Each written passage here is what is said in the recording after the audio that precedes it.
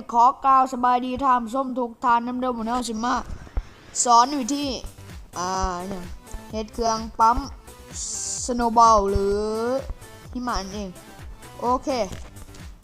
ครับงอ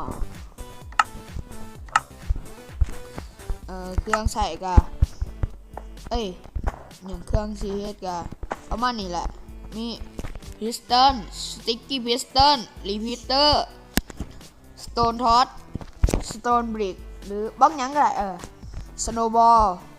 เลสโตนพัมกินรีเวอร์โอเคประมาณนี้แหละที่จริงรีเวอร์ไม่ต้องใส่ก็ได้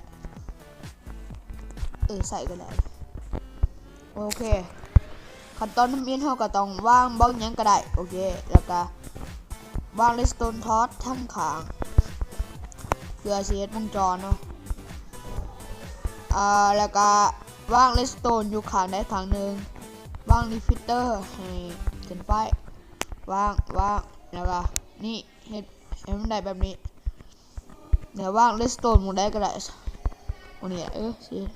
แล้วก็วางสติ๊กกี้พิสตันหรือพิสตันแบบเอาสิได้สองแบบหยุดก่อนบอกว่าอุ๊ดโอเคเก็บรุดแล้วว่างให้มันสื่ออย่างเชื่อมต่อกันแบบนี้